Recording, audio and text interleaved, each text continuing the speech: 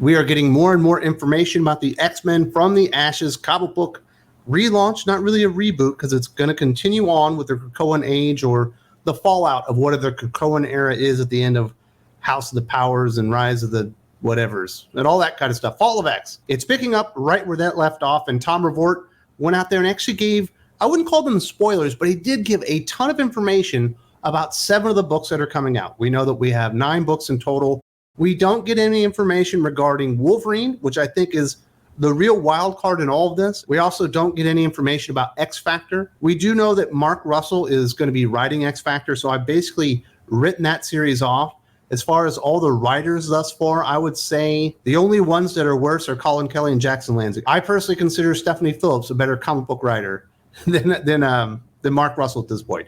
That guy absolutely sucks. Now, this is all coming from Tom Brevoort's appearance on the Homo Superior podcast with wrap-ups of what he said in the podcast, courtesy of Uncanny Bruno Mel on Twitter. I don't know who this guy is, and I've never seen this podcast. I can't tell if it's a podcast about gay X-Men or a gay podcast about X-Men, or perhaps it's just an X-Men podcast put together by gay fans. I'm not sure what the perspective is, but reading what Tom Brevoort said, it doesn't appear like it's coming just from an LGBTQ representative like angle, or at least what Tom Brevoort was talking about. So I don't really know a whole lot about the podcast, but I do know that Tom Brevoort went on there, spoke for about an hour and a half, and dropped lots of information on all these titles. After reading what he had to say, and obviously we're going to talk about here in a moment, if you turn your head a little bit and you squint your eyes, you can see how this might not be bad.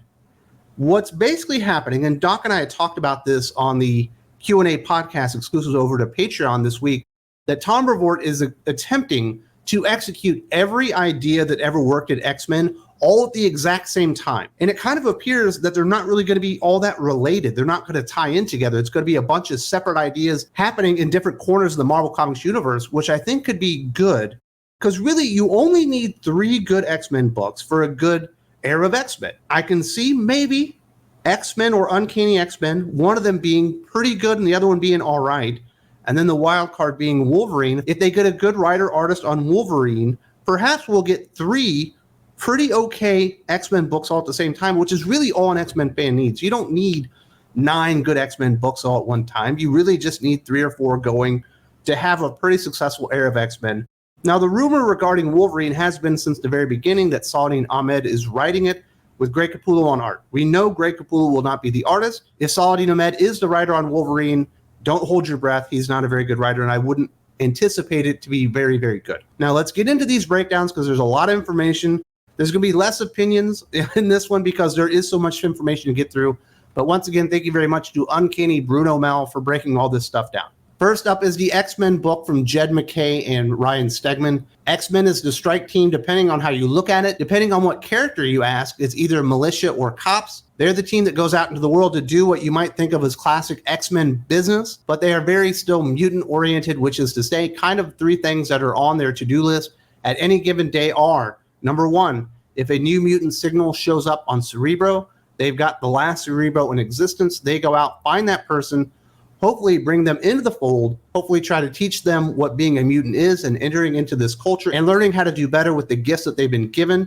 Number 2, if mutants are being downtrodden somewhere, they're going to go and kick some ass and keep that from happening. And finally, if mutants are acting poorly somewhere, they're going to go out and kick some ass and keep that from happening. But it's very, very mutant-centric. That's the beat. That book, totally just because of Jed, it probably owes a little bit more to the Grant Morrison and Frank Quitely in terms of approach and style than the other books. And that's just clearly was a run that Jed really clicked to when it was coming out. And so he pulls a bunch of inspiration from that. So I would say that this is the one book that has the potential because of the creative team on it. Jed MacKay is not bad. Ryan Stegman is a very good artist. And it's trying to go back and harken back to classic X-Men, where they're basically an ops team going out there and fighting for mutant interests. Jed MacKay on a classic X-Men book sounds perfectly reasonable. The thing that really does get me a little concerned, I guess, is that it's going to be drawing inspiration from New X-Men from Grant Morrison, which was basically just drawing inspiration from Chris Claremont's Uncanny X-Men run. So now you're getting a photocopy of a photocopy. You know, after a while, it really starts to bug out and doesn't look like the original. So if it's just tonally keeping in line with what Grant Morrison was doing, which was an homage to what Chris Claremont had already done, and trying to do a couple of new ideas with the X-Men. Maybe that works out. The big problem being that Grant Morrison's new X-Men, as beloved as it may still be, really did cause a lot of problems for the X-Men long term. So that's the one that I think has the most potential to be pretty darn good. Next up, we have Uncanny X-Men. This is Gail Simone and David Marquez. Uncanny X-Men, I always use the same phrase, which is outlaw heroes, and the Uncanny X-Men are basically centered around Rogue. In a world where all the typical, obvious past natural leaders of mutant kind and of the X-Men are not really on the playing field anymore, Rogue, through a series of circumstances, has the realization that somebody has to keep that metaphorical dream of Professor X alive. So that's what the Uncanny X-Men are. They are the X-Men as superheroes. They're out there doing the sort of thing that classically a Professor X's X-Men would do. They're on the fringes. They're not appointed by anybody. They're feared and hated. And so they are outlaw heroes, but they go out, fight the good fight, try to put forward a good face on mutantdom, and show their worth by being heroes. Tonally, probably the closest thing is the Australian Outback X-Men days, if you think of that, and they're situated down in New Orleans. And I think of it as sort of the opposite of the X-Mansion, because it's barely got running water, and they built like a makeshift danger room out in the woods, out back with logs and engine blocks and things. There will be 4 new, totally new, never before seen X characters showing up here who will be important and who will be a driver of things as well. It's got the most classic looking X-Men team. I know some X readers have felt like, oh, we're just going back and doing the same thing as the 80s and 90s stories again. And the answer to that is no, we're not. But we're certainly drawing a certain amount of inspiration for that. This one has the most potential, not based on the creative talent, but certainly the team that's actually on the book. You know, you got Gambit, Rogue, Nightcrawler, Wolverine, Jubilee, a lot of really classic X-Men characters that a lot of people love. And harkening back to the Outback era of X-Men is not a bad idea. X-Men being underground and outlaw heroes certainly has worked for the teams in the past. The big problem here being Gail Simone really hasn't written a lot of good comic books, especially in like the last 15 years. But if Gail Simone can be the Gail Simone that she was in 2008 or 2006 or something like that, this could be pretty darn good because it's got a good team. I don't think introducing 4 new mutants in this book is a good idea, but that's the direction that they're going for. So once again, harkening back to something that worked in the past, Outback era of X-Men, X-Men as outlaws is what Uncanny X-Men is going to be. Something that Doc and I had talked about in the past here on the channel and certainly on the Patreon. Next up is Exceptional X-Men. Exceptional X-Men is sort of like the third leg on the stool of what X-Men is about, and that is X-Men as a school for young mutants, school for superheroes, and that it's much more grounded, ground-level book, at least to start with. It's the ultimate Spider-Man of the X-Men books. It centers around Kate Pryde. In the aftermath of the Orcus War and the dissolution of Krakoa and so forth, kind of woke up in the morning after that war was done and looked in the mirror and went, I don't really like who I've become. I don't like all the things I've been doing. And this is a bad environment for me, and I want to get out. So she's going to go back to Chicago and left a mutant life completely behind. She's rooming with a friend that she knew from Stevie Hunter's dance class years ago. She's worked at a day job as a bistro, and she is out. She's not getting involved in all this stuff. Inevitably, eventually, she comes to the conclusion that much as Professor X and the X-Men did for her when she was 13 years old, and having headaches and phased them through the floor and stuff, and didn't know what this was, these kids need someone to teach them and train them about this, and to do it in such a way that it won't effectively turn them into child soldiers, which is kind of what happened to Kitty across the long arc of history. And then Emma Frost shows up, and Emma goes, darling, I see you're training young mutants here. Relax, I've got it. You go back to your little life. This is my beat. I know how to do this. So the driving engine of the book really, as much as anything, is the Kate-Emma relationship, as they both have different perspectives and different points of view. Now, as far as the 3 flagship X-Men book, this one is written by Eve Ewing, I believe art by Carmen Carnero. This is easily the weakest one. People do like X-Men as a school book, but you also have to have that ops team aspect of it, or it becomes pretty bogged down in slice of the life bullshit, and it gets really, really unexciting really, really fast. I don't want to see Kitty Pryde as a barista, like trying to rediscover herself. That's not what Kitty Pryde would do. That's what Eve Ewing would do if she had something happen in her life. And I don't like the characters being brought down to the level of the writer. I want the writer to step up to the level of the character. And that does not feel like what is happening here. And then Emma jumping in, deciding to run the school, whatever. I don't particularly think the Kitty Pryde Emma Frost relationship, when they're trying to be friends or acting like friends, or writers are trying to make them or portray them as friends or allies. It never works. These two characters have always been polar opposites, and not in a good way, as in they would be completely at odds with each other at all times. They would never agree on anything. And putting them together isn't like an oil and water situation. It's putting good and evil in the same room and acting like they would be friends. So I do not think this is a good concept. There is a worse concept, or a couple of worse concepts coming up, but this one is destined for the scrap heap. This is not going to work. X-Men as a teaching school has worked, being a part of an action-based superhero comic book. They're actually removing all this stuff that makes the book exciting and concentrating on the slice of life stuff. Saying this is the ultimate Spider-Man of the X-Men is a fucking stupid phrase. You have Ultimate X-Men out right now, and nobody would give Ultimate Spider-Man or Ultimate X-Men 2E viewing. Absolutely ridiculous. Next up, we have X-Force. X-Force, in terms of description, is probably closest to Warren Ellis's Planetary. This is written by Jeff Thorne. On the surface, it looks like a typical X-Force team, traditionally defined as the X-Men's kill squad. I'm kind of the belief that the X-Men shouldn't have a kill squad. That doesn't make any sense to me anyway. X-Force is centered around Forge. Forge has had a vision, and it's caused him to build something. The thing he's built predicts fracture points, moments, and places in the world where a crisis is going to occur if something isn't done. Forge has assembled the X-Force as the machine to deal with those crises. So the membership, who's in it, what they do, and how they do it, it's all built almost on an unconscious level because it's an outgrowth of Forge's maker power to put together the right elements to deal with the situation. We'll also fairly routinely in that book have extra characters as guest stars and hangers-on in the way that Deadpool is in the first issue. But you know there's a larger thing going on in that planetary sense. Not only are Forge and X-Force characters getting involved in all these weird happenings around the world, but they begin to suss out the patterns behind them, a la the Da Vinci Code. So normally I think X-Force would be a pretty easy sell to people. This is a title that people know and they like. They like the idea of an X-Men kill squad, the Black Ops team of the X-Men. Apparently that doesn't really fit in with Brevoort's style. Hiring Jeff Thorne to try to recreate what Warren Ellis did in Planetary is fucking nuts.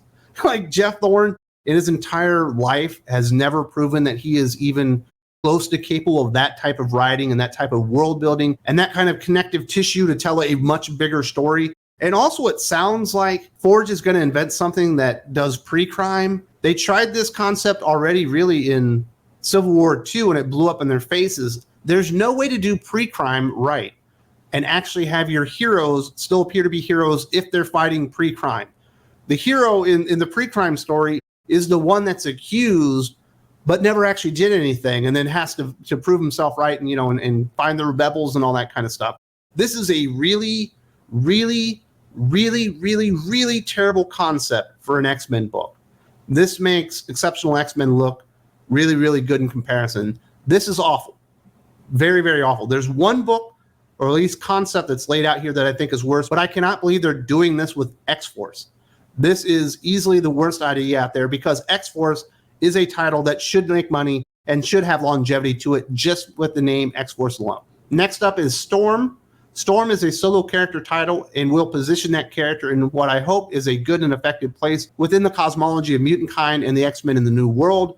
She ended up being a difficult character at first because as we laid out the 3 X-Men books, we kind of realized that if you put her on any of those teams, she takes over the team. She's got such a gravity to her as a character that if she's standing next to Rogue or she's standing next to Cyclops or Kitty, I'm sorry, they're not in charge anymore. It's her. So we're going to lean into Storm as a solo character on the same level as an Iron Man or Captain America or Spider-Man or Daredevil or whatever and see if we can make that go. Tom Brevoort's first big mistake was thinking that he could treat any character in X-Men outside of Wolverine like they're Captain America or Daredevil or Spider-Man. They've tried this already. It never really works. I love Storm. I think Storm is a fantastic character, but she's never really held a solo book. And acting like Storm is such an awesome character with such natural leadership abilities to her that you literally can't be in the same room with her without her taking over the team is on itself fucking stupid. That's never been the case in the history of Marvel Comics. Yes, she has been the leader of the X-Men. She hasn't always been the leader of the X-Men. In fact, she's normally not been the leader of the X-Men. The one time she really took leadership away from Cyclops, he was completely fucked up because he had all these weird relationship things going on at the same time. Otherwise, he would have kicked her ass, but he was preoccupied and not worthy of leadership at the time, and she went and took it. Cyclops does not have that issue anymore. Storm is a perfectly great character to be a leader, but to act like she's such an amazeballs character that you can't put her on a team and not make her the leader is pretty stupid, considering that Tom Brevoort has done everything in his power to not let Steve Rogers, Captain America, be the leader of the Avengers for like fucking 8 years now. Like, there's one character in the entire Marvel Comics universe that is the leader no matter what team he steps on. It's actually Captain America. It's not Storm. It's not Spider-Man. It's certainly not Wolverine or even any of the more high-profile characters, even an Iron Man who's more like a similar stature. You know, it's Captain America is the one character that steps on a team and becomes the leader. It's not Storm. We don't get a ton of information on this particular book for what he said in the podcast. We do know that Storm is going to be more of a politician. We saw the little teaser image of her with her mohawk in a business suit in the Women of Marvel Special 2024. Not a lot of high hopes for this particular book. We don't know the writer, artist yet, but I don't think it's going to be good. It's going to be like Celeste Bronfman or somebody stupid like that, guaranteed. Next up is Phoenix. Jean Grey is Phoenix again, and in fact, she always has been Phoenix. I have a whole unified theory about the Jean Grey and Scott Summers relationship that I think makes a lot of sense of a lot of choices that were just creative choices that were made by different creators pulling in different directions, but that once you sort of look at it through this lens, you can kind of go, oh, that kind of makes sense. But anyway, Jean is now the Phoenix. So this is the cosmic book. This is Jean in space in the cosmos, dealing with galactic level threats and big cosmic stuff on a scale that we haven't typically seen that character involved in. She and Cyclops are still married, and they still regularly have telepathic contact with one another, even across light years. The relationship is really like when you have two partners and one has to go off to war and the other goes to serve. That's the way it is. One's at home, and that's Cyclops, and one's out taking care of the duties of the cosmos, and that is Phoenix. We'll be seeing a lot of pieces from the cosmic end of the scale as guest characters and villains, and things beyond even just the characters that you would typically think of for the X-Men. So we're basically going to be seeing the Phoenix interacting with a bunch of cosmic heroes and villains, and I'm sure the Guardians of the Galaxy be there, and the Nova Corps, and all that kind of stuff. And we'll see Gladiator, and some cool stuff. We'll see the Starjammers and all that kind of stuff. This is going to be written by Stephanie Phillips. This is not going to work. I read Cosmic Ghost Rider. I assume that's how she got the job, which I think is a joke because that book was awful. Jean Grey has simply not always been Phoenix. It doesn't make a lick of sense in the world. In fact, she died at the end of the first Phoenix saga, and then they found her in Florida and all that kind of stuff. It actually gets very, very convoluted. This power set has been passed around like a bicycle. So she certainly hasn't always been Phoenix. He can have his unified theory, but putting Jean Grey back as Phoenix is reductive for the character and certainly doesn't move her forward. It just moves her back in the past. And something that happened, 50 years ago? Something like that. Like it's been a long time, and this character, for some reason, can just not get away from the Phoenix story. I understand Dark Phoenix Saga is perhaps the greatest X-Men story in the history of the world. They just keep going back to it again and again and again. But this thing is not going to work out. It's not a great concept. There's not a whole lot going on here. And while it may seem big because it's cosmic in scale, it doesn't seem that big when he kind of talks it out there. Finally, we have NYX from Colin Kelly and Jackson Lanzig. NYX is not a team book. With Krakoa no more, there are thousands of mutants that have to reintegrate back into the world around them. And so there's suddenly a huge influx of effectively immigrants and refugees, some of whom were born in the U.S., some of whom renounced their United States citizenship to become citizens of Krakoa. And now that doesn't look like the smartest decision in the world, but who are trying to find a place for themselves and a culture for themselves in Manhattan, in the heart of the city. And so we have at least 5 recognizable X characters, and each of the first 5 issues focuses from the point of view and the take from one of them.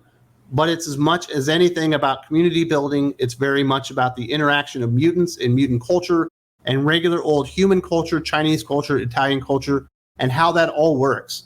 As I said, there was one worse idea, one worse pitch than what X-Force is, and it's certainly this NYX book. Mutants as illegal immigrants, mutants as refugees. We've seen this stuff 100 times in the past 5 years or so. And now we're getting it from Colin Kelly and Jackson Lanzig once again. These guys are terrible writers, but this is the perfect book for them because this thing is destined to get canceled before 6 issues. I'll be surprised if it makes it to 5, to be completely honest. There will be no interest in this book. Miss Marvel is not a big enough hero to carry a book like this. Certainly not fake Wolverine either.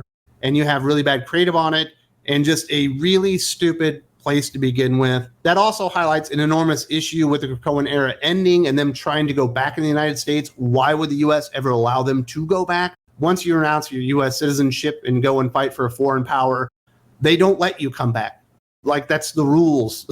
If you do come back, you end up going to prison for being a traitor and stuff like that. Highlighting the logical sense that none of these people would be allowed back in the United States and they would all be illegal. U.S. citizens and U.S. government would rightly want to kick them out or put them in prison isn't the smartest idea in the world. It basically is highlighting one of the big logical gaps or errors in how you're executing all this kind of stuff. So that's a really stupid idea, but it really does make sense from the point of view that it's written by Colin Kelly and Jackson Lanzig. There are a couple of ideas that I think are going to work here or have the potential to work. There are a couple of ideas that are truly atrocious, X-Force and NYX being among those. And then there are some other ideas that, just aren't very good. Exceptional X-Men being one of those. Phoenix, Storm being another one of those. But if X-Men from Jed MacKay and Ryan Stegman is solid, and even better than solid, it could be good. I don't personally like the makeup of the team, but you can make stuff that I don't think makes sense really work. I've seen it in the past, and you can make things that I think, oh, wow, that makes a whole lot of sense, and you can fail with it. I've certainly seen that in the past. If the X-Men book is good, and Uncanny X-Men has a good team to it, if Gail Simone can get her groove back and can actually write a decent story, and it's not too bad, and it's it's average to above average, and then the Wolverine book is good, you have 3 X-Men books that might be worth reading in X-Men from the Ashes. Now, that is literally the best case scenario. In my mind, that is the best that this could actually be with the writers on the book, which really are the original sin of Tom Brevoort and this X-Men relaunch. But now that we have the ideas behind them and the pitches, there's a couple ideas that might actually work in the long run. If that happens, I will be very happy. If there's 3 X-Men books worth reading in any given month, I will be very, very happy. But it admittedly also could be terrible across the board, and there might be one good book or one decent book. We do not know there, but those are the breakouts from Tom Brevoort himself on that Homo Superior podcast. If you want more conversations regarding X-Men, classic X-Men, this relaunch, as well as all the other stuff going on at Marvel and DC, and you aren't checking out Thinking Critical Patreon, you're definitely going to want to go check that out. We have a lot of podcasts coming out every single day with new information, new conversations with your favorite guests like Doc, Aaron Sparrow, Jim from Weird Science, 32 Flavors, and Nick Weiser, and myself. There's a link in the video description, but you want to check out the Patreon today.